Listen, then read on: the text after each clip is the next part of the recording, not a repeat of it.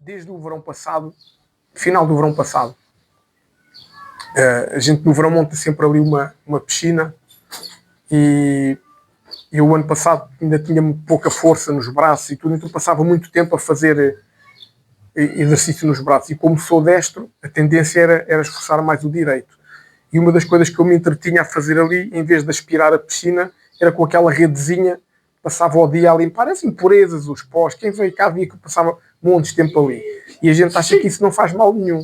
Quando chegou ao fim do verão, eu tinha uma dor neste braço que não me conseguia mexer. E fui passando, tomei anti-inflamatórios, tomei essas coisas todas e não passou.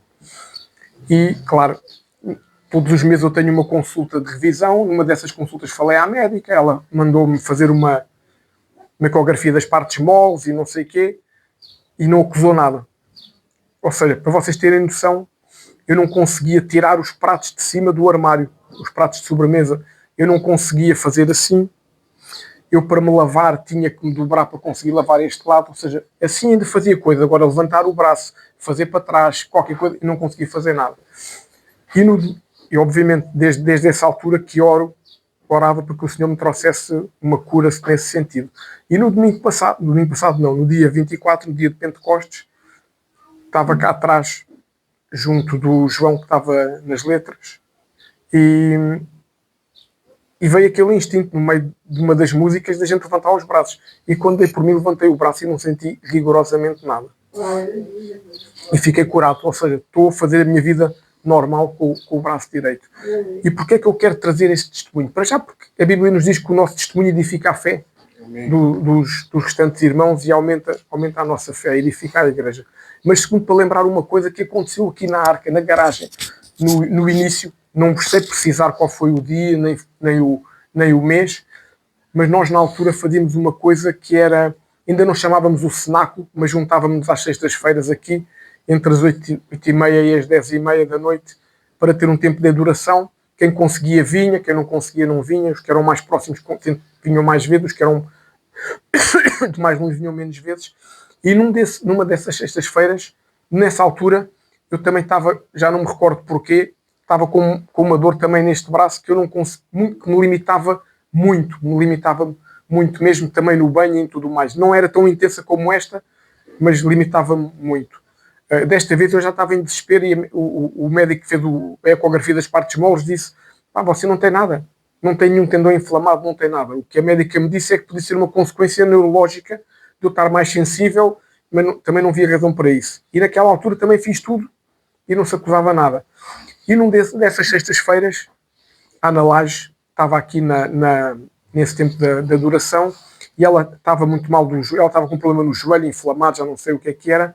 E eu lembro-me, ela estava ali sentada, não conseguia estar em pé, a Sandra orou por ela foi curada no sábado, quando acordou de manhã, estava boa, e eu estava ali junto à porta, e a Sandra, estávamos mesmo no final, e a Sandra passou por mim, deu-me um abraço e foi lá para dentro. E para mim, aquilo foi normalzinho da vida. Quando eu fui tomar banho antes de ir para a cama, eu deixei de ter dor no braço novamente. Isto para dizer o quê? Porquê é que eu estou a falar disto? Porque há muitas coisas que nós não conseguimos entender e que às vezes nós tentamos racionalizar com a nossa mente, que é uma mente limitada porque é humana, com uma mente humilde que nós somos, e nós achamos que é preciso às vezes uma palavra especial, que é preciso um tempo especial, que é preciso alguma coisa especial para que Deus se mova. E Deus move-se das formas mais incríveis que a gente não consegue sequer imaginar nem pensar, e por vezes corremos o risco de guardar Deus numa caixinha, limitá-lo. Não, só pode ser assim. Não, só quando passar a estrela cadente é que vai acontecer qualquer coisa. Não, só quando não sei o quê. E a gente às vezes limita aquilo que Deus pode fazer nas nossas vidas. E essa mensagem que eu tinha para vos dizer é essencialmente o quê? Não desistas do milagre que estás à espera. Não desistas desse tempo que tu precisas que Deus toque na tua vida, na tua casa, na tua família, no teu emprego. Não desistas disso, porque o nosso Deus é especialista em fazer quando nós menos esperamos. Claro que a nossa ansiedade humana gostaria que fosse mas quando a gente menos espera, quando muitas vezes até a gente já deixa de estar com aquela ansiedade, é quando as coisas acontecem. E eu trago esta palavra hoje principalmente também porque nós estamos a entrar num novo ciclo na Arca. E é importante a gente ter este paralelo. Porquê? Porque o Deus Todo-Poderoso, o Deus de Abraão, Isaac e Jacó, como o João disse bem, o Deus de Israel, o pai do nosso irmão mais velho, Jesus, esse Deus Todo-Poderoso, é o mesmo que se move aqui, ou que se movia no espaço onde nós estávamos. É o mesmo Deus que se move na nossa casa, quando a gente dobra o nosso joelho à noite, quando a gente acorda de madrugada para orar. É o mesmo Deus, é o Deus que nos acorda de noite. Ele não espera que a gente chegue à igreja para nos acordar e dar uma palavra. Ele dá-nos um sonho, dá-nos uma visão. Então, e aqui aconteceram coisas fantásticas. Quem estava aqui no início, lembra-se, há aqui pessoas que se lembram, não era sempre, mas havia sextas-feiras que a gente estava aqui a meio e começava a vir um aroma. Era ou não é? Eu não sei explicar o que era aquele aroma. Era uma coisa frutada, não era? Uma coisa doce, um cheiro que vinha. Eu lembro-me de uma vez, o Alcemar foi lá fora cheirar as plantas todas dos vizinhos, as árvores todas, que ele dizia, de onde é que vem este cheiro? Não cheirava em lado nenhum. E acabava o cenáculo. E o cheiro, durante a noite, ia-se embora e de manhã não cheirava a nada. Ou seja, Deus manifesta-se de formas... Era a forma de Deus nos dizer, a nós humildes, eu estou aqui convosco. Ou seja, e nós temos de ter o coração aberto para essas coisas. E por isso eu hoje venho falar um pouquinho sobre um homem que tinha uma filha que estava a morrer e que já estava desesperado. Um homem chamado Jairo.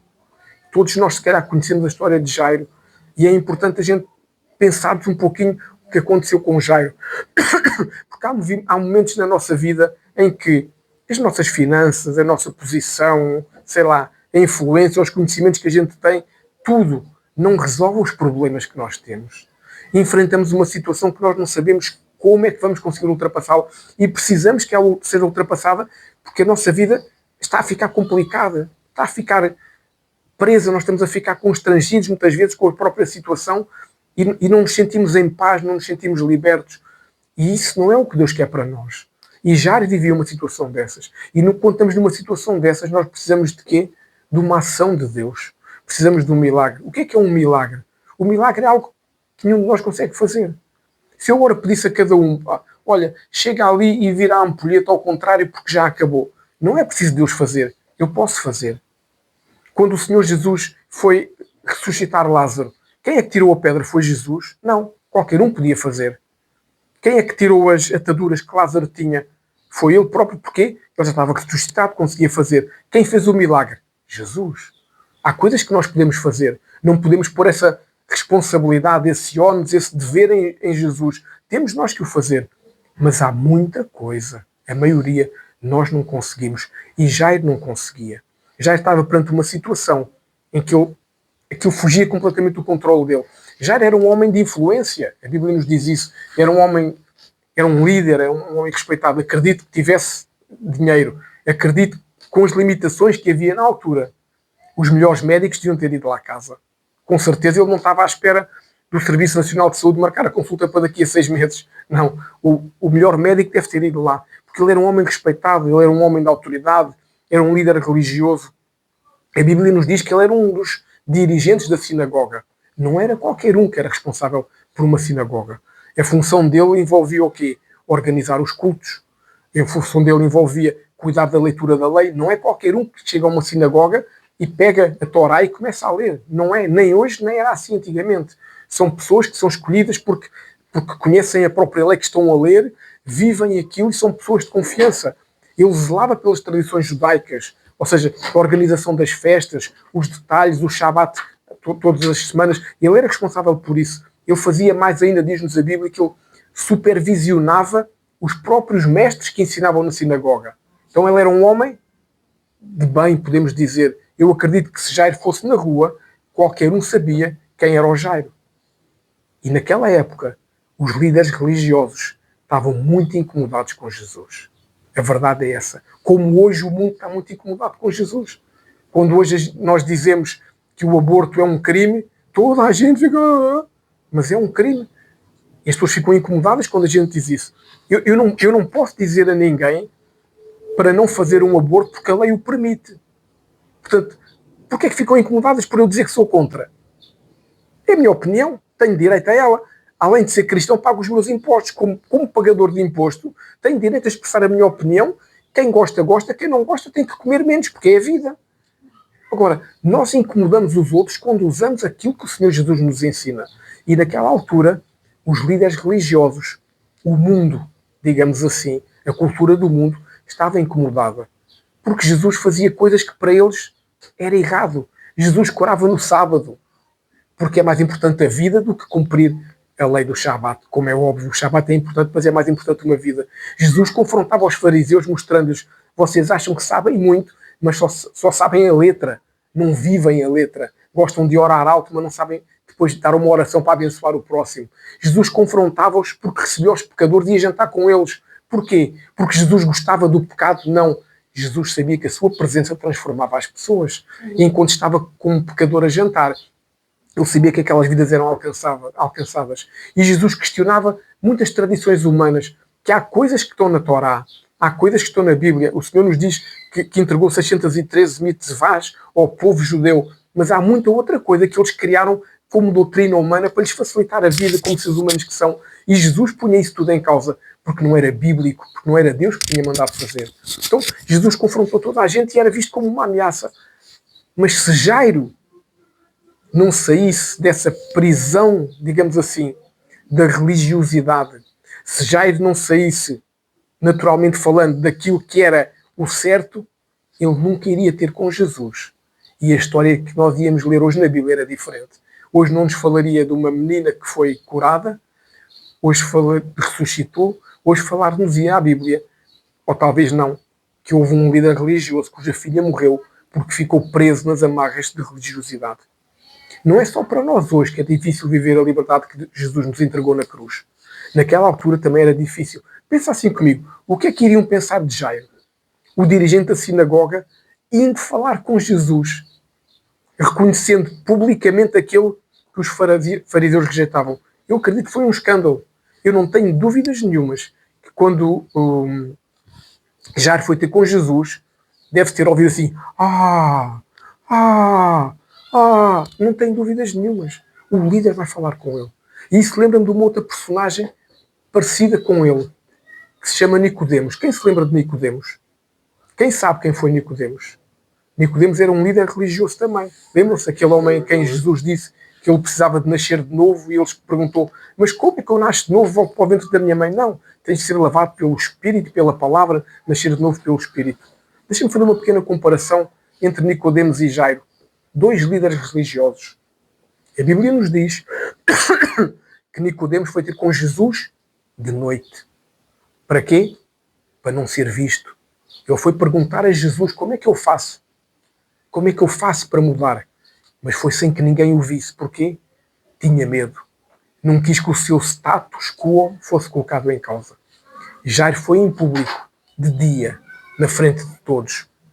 O que é que achas de Jairo, do seu posicionamento? Quem quer dar uma opinião sobre Jairo ou sobre Nicodemos? Acho que Jairo foi ao encontro de Jesus, foi mesmo na Galileia, não? E o Nicodemos já foi em Jerusalém. Sim. Jairo e Nicodemos eram os dois da Galileia. Sim, mas a questão sobre um ser de dia e outro ser de noite, sim. O outro, um foi porque tinha medo, mas tanto Jairo como para mim, naquilo, Jairo e o Nicodemos conheciam Jesus já na sinagoga onde eles moravam. Sim.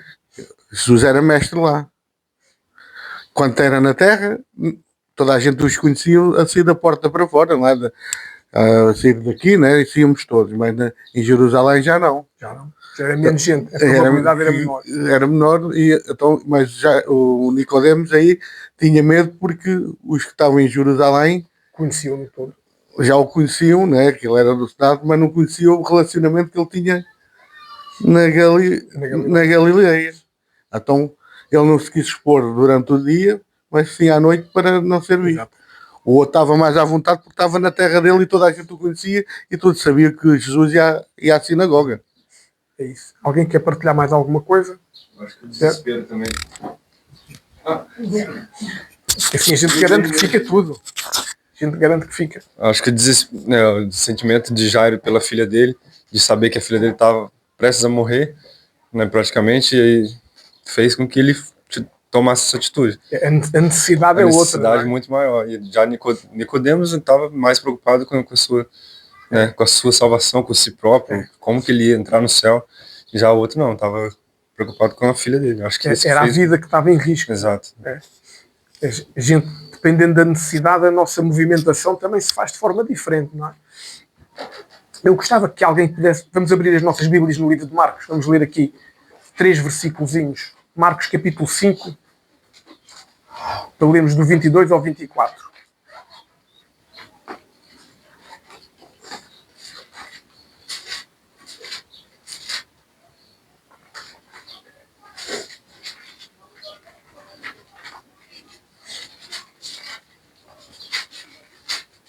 Quem vai querer ler? É para levar o microfone. Posso ser eu. Boa. Marcos 5, do 22 ao 24. E eis que chegou um dos principais da sinagoga, por nome Jairo, e vendo-o, prostou-se aos seus pés. E rogava-lhe muito, dizendo: Minha filha está moribunda. Rogo-te que venhas e lhe imponhas as mãos para que sare e viva. E foi com ele e seguiu uma grande multidão que o apertava. E certa mulher que havia 12 anos tinha um fluxo de sangue. Já chega. Até o 24. Pensei que era até o 29. Não.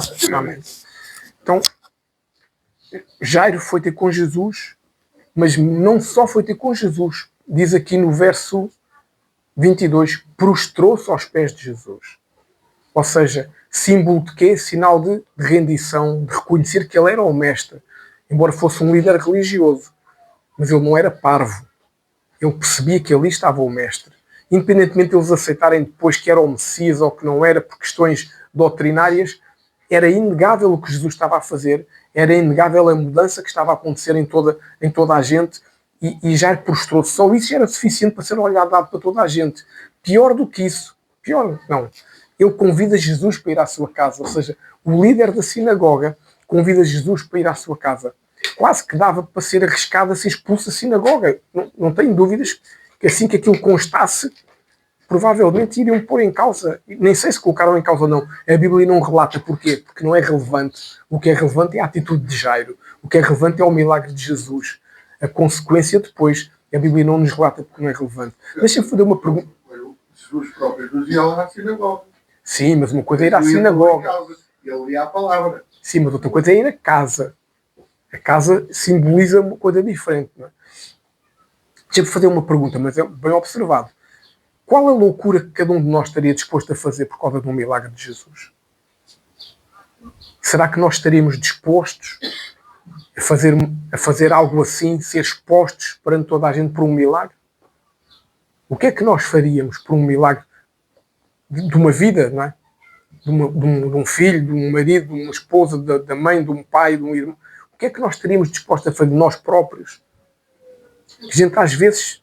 Eu posso contar uma situação? Sim, senhor. Eu não posso dizer qual é a loucura que eu poderei fazer, porque sendo loucura está fora dos nossos parâmetros mentais. Mas quando o meu irmão teve um acidente muito grave, que disseram que não ia sobreviver, eu fui orientada pelos líderes que estavam, que era a Telma Moraes. Eu fui orientada para fazer no hospital algo que estava fora, era mesmo loucura aos olhos dos homens.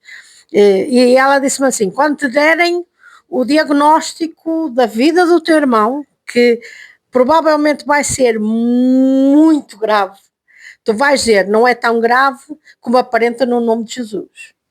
Então disseram que o meu irmão não ia sobreviver, se sobrevivesse ia vegetar, e eu disse: doutor, eu entendo perfeitamente o que está a dizer, mas eu quero lhe dizer que não é tão grave como aparenta no nome de Jesus. Ora, o homem olhou para mim e disse aqui uma completamente estrambelhada. E nós orámos, continuámos a orar, ele foi para coma, foi para o Porto, e teve ali todo o processo de nós orarmos e Deus fazer que tinha que fazer, e ele saiu do coma e veio a falar, e veio a identificar todas as pessoas, e o inglês também estava lá, ou seja, a loucura, e depois ele foi para Viana, para o Hospital de Viana do Castelo, e quando eu fui ter com o médico, eu disse, eu não lhe disse, doutor, que o diagnóstico não era tão grave como aparentava no nome de Jesus, porque Jesus faz esse milagre, claro. Eu passei por louca, mas o meu irmão É uma loucura. voltou à vida, não é? Claro, é uma loucura, porque a gente põe em causa, não é? Essa é a verdade.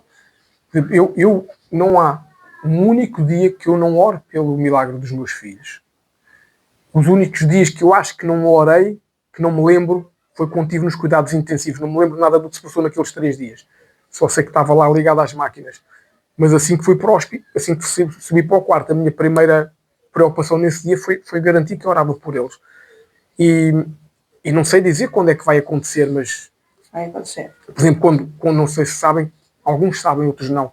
Quando o Isaac teve a primeira convulsão, devia ser entre 1 e 2 da manhã, já não me recordo. Tenho essas datas todas escritas, mas a minha cabeça agora já não consegue dizer as datas certas. A Sandra chamou-me, gritou, porque a Sandra dorme com o Isaac, por causa dele dormir sossegado, e o Isaac estava completamente desfalecido na cama, e a Sandra estava assim a segurá-lo, e ele estava prostrado, e começou a ficar com a boca roxa, ficou completamente roxo, não respondia, a gente fazia-lhe assim, nada, o Isaac morreu ali nos nossos braços. E é um desespero a gente pegar num filho e vê-lo ali morto nos braços, e o meu desespero foi gritar, só gritei, Jesus, Jesus, eu preciso de ti hoje. E naquela altura foi como se alguém me colocasse, não foi falar, foi como uma imagem na cabeça, para eu soprar na boca do Isaac. E eu cheguei ao Isaac e fiz assim na boca. E o Isaac abriu os olhos e começou a respirar e ficou normal. E a gente faz coisas loucas que se alguém disser, do que é que isso fez? Isso não fez nada. O meu oxigênio não vale nada. Mas Deus usou isso para fazer um milagre ali. Portanto, nós temos que estar despertos para, às vezes, coisas que a gente sente que não. E eu sei que às vezes é difícil para nós. Para mim é difícil falar de milagres porque há coisas que eu ainda não consigo. E às vezes parece que estou a falar, mas estou com coisas em casa que... Mas Deus já fez tanta coisa que eu não posso deixar de falar disso. Não posso deixar de dizer que o milagre é algo que a gente precisa do milagre na nossa vida. Mas voltando aqui a Jairo, depois disto tudo a situação ainda piorou. Do ponto de vista de Jairo, se nós pensarmos, e ele teve que manter a loucura dele, a confiança dele, a fé dele no Filho do Deus vivo, ele teve que a manter mesmo quando toda a gente se calhar estava a olhar de lado para ele, porque depois daquilo acontecer, depois de Jesus falar com ele, se nós fôssemos ler os versos seguintes que o João estava a ler, nós percebemos que chegou uma mulher ao pé de Jesus, a mulher do fluxo de sangue, nós conhecemos a história, há 12 anos que a mulher padecia, a mulher não tinha paz, a mulher era considerada o quê? Impura, vivia afastada da aldeia, porque a Bíblia nos diz que quem tivesse numa situação como ela estava era impura. E essa mulher toca na orla do manto de Jesus. Jesus nem fala com ela. Ela vai por trás, ela toca na orla do manto e é curada. Mas pensa comigo, como é que estaria o coração de Jairo? Jesus levanta-se e diz assim, levanta-se não, eu é que me levanto. Jesus vai e diz assim, vamos Jairo, vamos à tua casa. E quando eles estão a caminho para casa, eu acredito que naquela altura Jairo pensou assim, a minha filha vai ser curada. E parou tudo, porque chegou a mulher do fluxo de sangue. Ou seja, provavelmente o que é que o coração de Jairo pensou, a mente de Jairo, epá, a minha filha está a morrer e a gente está aqui parados. Perguntar quem me tocou. Está a perder tempo. Ela só tem um problemazinho de nada e agora estamos todos aqui parados e a multidão a apertá-lo e eu quero ir para casa e nunca mais chego. Aquilo deve ter ficado um frenesinho ali no cérebro dele. E nós às vezes somos assim também. Ela não é. Parece que Deus não está a tratar de tanta coisa, está a tratar do problema daquele, do outro e o meu. Deus não trata do meu. E já acredito que tenha ficado assim completamente de rastos, digamos assim. E para ajudar à festa, eu queria que abríssemos a Bíblia no livro de Marcos novamente, no capítulo 5, no verso 35 agora.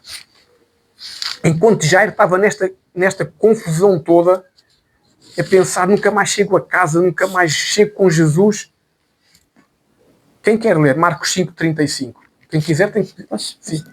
Estando ele ainda falando, chegaram alguns do principal da sinagoga, a quem disseram: a tua filha está morta. Para que enfadas mais o mestre? Amém. Ou seja, acabou. Finito. Não vale a pena. Ou seja, ele lá apressar Jesus para ir a casa e chegam lá os amigos, os principais da sinagoga a dizer: olha, morreu a tua filha. Como é que ficou o coração de Jairo? Acabou. Como quando o médico deu esse relatório, acabou. Como quando o médico nos diz: não tens hipótese. Como quando o médico nos não sei o quê. Como quando o emprego nos diz: és despedido. Não tens hipótese. É assim que ele ficou. Sem solução humana. Humanamente, naquela altura, a Bíblia não nos diz como é que Jairo ficou. Mas acredito que ele só não perdeu a compostura porque era uma pessoa da autoridade. Qualquer outra pessoa, se calhar, virava costas e ia embora. Era ou não era? Dizia: Jesus, vai lá cuidar desses, porque a tristeza deve ter sido tão grande. Ele acabou de ver a mulher ser curada e ao mesmo tempo ter a notícia que a filha morreu. Na mente dele foi uma cura e esta morreu. Uma mulher que, segundo a lei de Moisés, estava impura. Portanto, no coração dele, Jairo, religioso, pensa assim. Pensa comigo, a gente às vezes faz essas comparações também. Ela é impura e Jesus curou-a. E a minha filha, que é uma menina, e morreu. Nós às vezes fazemos isso também. É ou não é? Podemos cair nessa tentação de nos compararmos com os ímpios, com os pecadores, porque parece que Deus não cuida das nossas coisas, mas cuida das coisas deles. Nós às vezes... Eu acredito que Jairo teve vontade de deixar de acreditar e virar costas. Mas Jesus continuou na direção da casa de Jairo. É isso que é importante a gente reter. Não importa se eu estou triste, não importa se eu desisti, não importa se eu acho que não vale a pena, Jesus continua a trabalhar a meu favor. E é isso que nós temos que guardar no nosso coração. Só que aí Jairo pensa assim. Quem se lembra do desenho animado do Calimero que havia há uns anos? Que era um pintainho preto com uma coisa que se queixava de tudo. Te lembras? Eu também, João. E eu acho que o Jairo devia sentir como o Calimero. Tudo lhe acontecia. Ou seja, primeiro teve que se expor ali. Depois a mulher vem atrasá-lo. A filha morre. E para ajudar à festa, Jesus ia lá à casa, mas tocou numa mulher que era impura. Pela lei, Jesus estava impuro. Não podia entrar na casa de Jairo. Pensem bem, aquilo o coração do homem, se ele tivesse uma coisa para ver o batimento cardíaco, ele devia estar a arrebentar. As veias no pescoço deviam estar... Meu Deus, pensava eu tenho o Filho de Deus para ir à minha casa, mas ele está impuro. Ele não pode ir lá.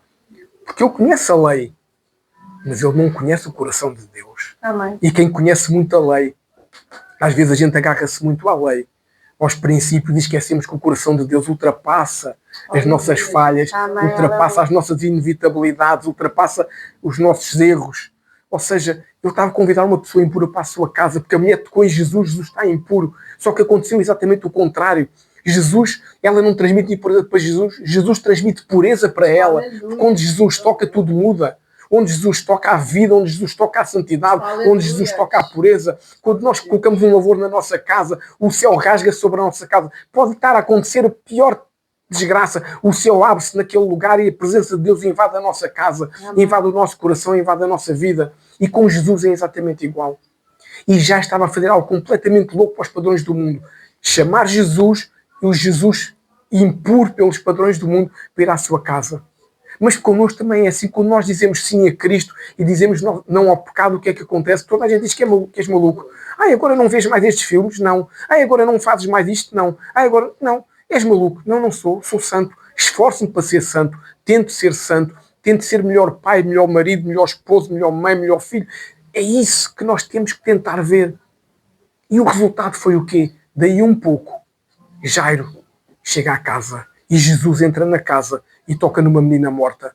Pior ainda, se tocou numa mulher impura, uma menina morta, a Bíblia diz em Números 19:11, que quem tocar no morto fica imundo 7 dias. Ou seja, ele viu aquilo, deve ter... Eu acredito que aqui o coração dele começou a ficar de outra forma, começou assim, espera, ele não tem medo de tocar na minha filha morta? Então, se calhar ele não está mesmo nada impuro. Eu acredito que ali o coração de Jairo começou a dar uma volta de 180 graus e o Jairo religioso começou a ser liberto para o Jairo que acredita que Deus faz infinitamente mais do que nós podemos pedir, pensar ou imaginar. E é isso que nós temos que gravar no nosso coração. Jesus toca numa mulher impura, Jesus toca num cadáver pela lei em vigor, isso era uma situação de impureza, mas novamente a morte não contamina Jesus. Jesus contamina a menina com vida. Se nós formos ler, pois leiam em casa essa passagem com detalhe. Jesus não fala para a morte. Jesus chama a menina para a vida. Talita. Aleluia. Quando era para um oprimido, Jesus dava ordem ao demónio. Jesus não falou para a morte, Jesus falou para a vida da menina. Jesus trouxe a menina à vida porque Jesus é mais forte que qualquer coisa. Jesus é mais forte que a morte. E é isso que a gente tem que pensar. E qual foi o resultado? A filha de Jairo foi curada e viveu. Qual foi o resultado de Jairo se ter exposto e ir falar com Jesus? Qual foi o resultado de Jairo não desistir porque Jesus tocou numa mulher impura? Qual foi o resultado de Jairo não deixar o seu coração ficar preso naquelas emoções? A vida foi restaurada. A vida foi curada. E nós temos uma passagem bíblica fantástica e maravilhosa em que duas pessoas, e eu hoje não vou falar sobre isso, mas só para aguçar a nossa curiosidade, e eu acredito profeticamente, a mulher do fluxo de sangue está a falar da lei e a menina está a falar da igreja que foi levantada a partir daqui. Porquê? Porque uma estava presa durante 12 anos e a outra tinha 12 anos quando morreu. E quando ressuscita, profeticamente, a minha visão, estamos a falar da igreja de Jesus, que está a começar. Ou seja, quando nós não nos deixamos prender pela lei, nada nos impede que Jesus viva em nós e que a gente possa experimentar coisas muito maiores. Porque Jesus não veio apenas para cumprir a lei, cumpriu como judeu, mas Jesus veio trazer algo muito maior. Jesus veio retirar a impureza do nosso meio, porque tudo em que Jesus tocava, era restaurado. E hoje para nós o que o Senhor nos quer dizer é que, independentemente da nossa condição, nós estarmos mais animados, menos animados, mais fortes, mais cansados, mais desistidos, menos desistidos, Jesus quer restaurar a nossa vida na área onde nós mais precisamos. Seja na área familiar, na área emocional, na área espiritual, na área da saúde. Não interessa o nível, a dificuldade do milagre que nós necessitamos. Para Jesus tudo é possível. Amém. E estes dois exemplos, onde Jesus interveio de forma sobrenatural, nós podemos dizer que Jesus honrou a fé de cada um deles. A mulher também se expôs perante toda a gente, que ela sabia que não podia estar ali, mas tinha fé que ia ser curada. E Jairo, independentemente dos medos, ultrapassou os seus medos para que houvesse cura na sua casa, para que houvesse vida na sua casa. E isso era algo que eu queria que hoje nós pudéssemos gravar no nosso coração.